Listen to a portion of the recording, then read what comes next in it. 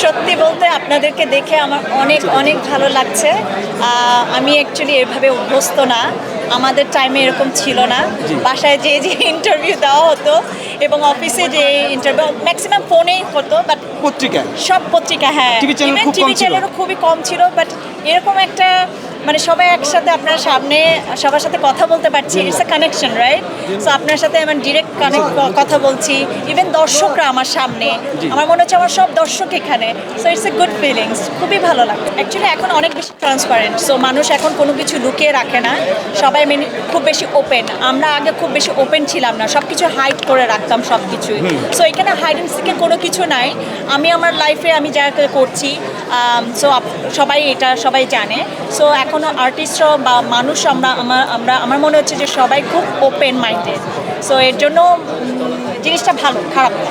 হার্লেনের আজকে তো ফার্স্ট আমি ভিজিট করলাম। আমার যতটুকু মনে হলো যে হার্লেনের অ্যারেঞ্জমেন্টটা সব কিছু অনেক কিছু আমার দেখে মনে হচ্ছে তারা খুব সুন্দর মতোই প্ল্যান অনুযায়ী মার্কেটে এসেছে এবং তাদের নিশ্চয়ই কোনো গোল আছে ভালো সার্ভিস দেওয়ার জন্য।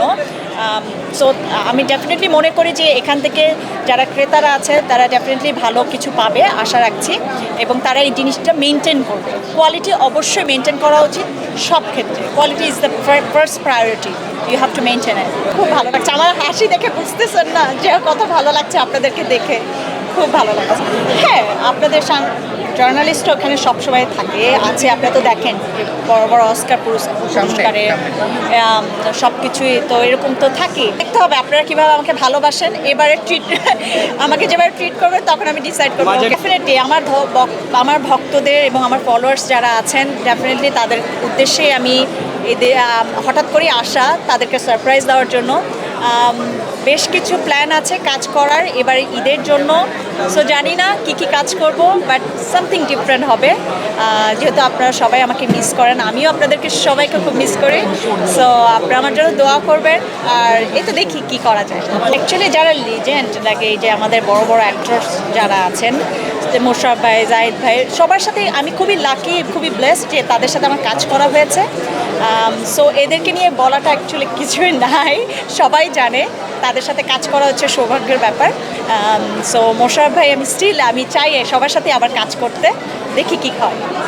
আমেরিকাতে অ্যাকচুয়ালি আমরা যারা আছি, আর্টিস্ট যারা আছেন, তারা খুব কম দেখা হয় আমাদের। আমরা চাই যে মাঝে মধ্যে আমরা একসাথে সবাই মিলে একটা গেট টুগেদার যেন সবাই দেখা হয়, সব কিছু করে। কাজের ব্যাপারটা অ্যাকচুয়ালি আমরা এত বেশি ব্যস্ত থাকি যে যার অবস্থান থেকে, ওটা অ্যাকচুয়ালি হয় না। কারণ হচ্ছে এখানে যে অপরচুনিটি থাকে একটা কাজ করার জন্য, যে অ্যারেঞ্জমেন্টটা থাকে, ওখানে অ্যাকচুয়ালি এটা হয় না, কারণ ইটস এ ভেরি এক্সপেন্সিভ যে কোনো কাজের জন্য। সো ওরকমভাবে, আর আমি সবসময় প্রেফার করি কোয়ালিটিফুল কাজ। সো সেরকম কাজ না হলে আমি কখনোই করি না। আপনারা জানেন আমি কাজ খুব মেনটেন করি। আমি আমার ছোট বয়স থেকে মিডিয়াতে যখন কাজ করা শুরু করি, আমি আমার খুবই বেশি কনসার্ন ছিলাম যে প্রফেশনালিজম। সো আমি ওটাই মেনটেন করতাম, এখনও করছি। Cinema it's very interesting thing. তো ওই সময়টা আমি অনেক ছোট ছিলাম অ্যাকচুয়ালি মিডিয়াতে, আর তখন সবাই বলতো, তখন অ্যাকচুয়ালি আমি ওরকম ফিল পেতাম না যে সিনেমায় কাজ করব, গল্প সব কিছু মিলে আমার কাছে মনে হতো আমি খুব ছোট বাচ্চা, আমার সাথে যায় না। সো এখন অ্যাকচুয়ালি টোটালি প্ল্যাটফর্মটা ডিফারেন্ট, কাজের ভিন্নতা অন্যরকম। সো এখন যদি ভালো কিছু হয়, সো ওয়াই নট। রূপের রহস্য হচ্ছে আপনাদের ভালোবাসা, দ্যাটস ইট।